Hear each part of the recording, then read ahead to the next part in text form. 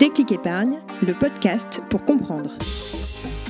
Bonjour et bienvenue dans Déclic Épargne. Ravi de retrouver Cédric Laforest, responsable de la finance durable chez LCL pour ce nouvel épisode. Aujourd'hui, nous allons découvrir comment les entreprises peuvent contribuer à un monde plus durable.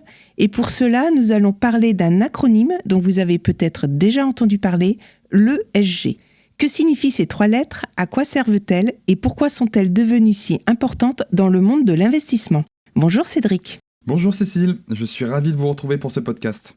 Alors, première question, une entreprise aujourd'hui a-t-elle toujours pour seul objectif de faire du profit ? Alors non, pas uniquement. Bien sûr, la rentabilité reste importante. Mais aujourd'hui, une entreprise est attendue sur son impact social et environnemental.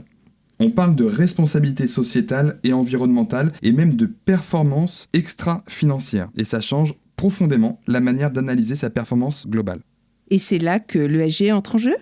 Exactement. L'ESG, c'est une grille de lecture complémentaire sur 3 dimensions. Le pilier E correspond à l'aspect environnemental. Le pilier S correspond à l'aspect social. Et le pilier G correspond à l'aspect gouvernance. En complément d'une analyse sur les chiffres financiers d'une entreprise, on évalue aussi le niveau d'engagement d'une entreprise dans le développement durable. Pouvez-vous nous expliquer ce que couvre précisément chacun de ces 3 piliers ? Oui, bien sûr.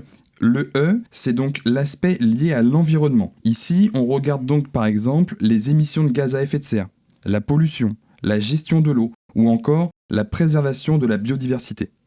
Le S, c'est l'aspect lié au social. Cela concerne donc les conditions de travail, la santé et la sécurité, la diversité ou encore le respect des droits humains. Et le G, c'est l'aspect lié à la gouvernance de l'entreprise. On s'intéresse ici à la transparence fiscale, à la déontologie, à la diversité dans les instances dirigeantes ou encore à la structure du conseil d'administration. Alors si je comprends bien, les entreprises sont littéralement notées sur ces sujets désormais. Oui, des agences spécialisées évaluent les entreprises sur ces 3 axes pour refléter leur performance extra-financière. Et pourquoi l'ESG est-il devenu aussi important aujourd'hui ? Parce que nous sommes dans une période de grande transition.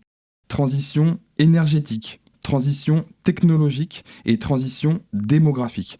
Et en fait, l'ESG permet de prendre en compte ces mutations, de mieux comprendre les nouveaux risques et opportunités pour les entreprises. Depuis l'accord de Paris en 2015, qui engage les États à limiter l'augmentation des températures d'ici 2100, le sujet a pris une dimension encore plus importante. Ces critères sont donc devenus des critères complémentaires à une analyse financière et sont un outil de décision pour les investisseurs qui veulent placer leur argent dans des entreprises qui sont alignées avec les enjeux d'avenir.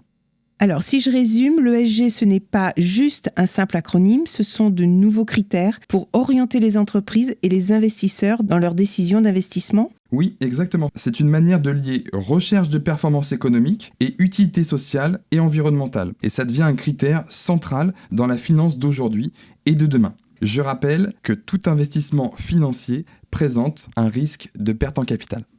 Merci Cédric pour cet échange. Nous vous rappelons que votre conseiller LCL se tient à votre disposition pour vous proposer des produits d'épargne ou des investissements qui intègrent des critères environnementaux, sociaux et de gouvernance en fonction de vos objectifs, horizon d'investissement et tolérance au risque de perte en capital. Merci de votre écoute. À très bientôt pour un prochain épisode. Déclic Épargne, le podcast pour comprendre.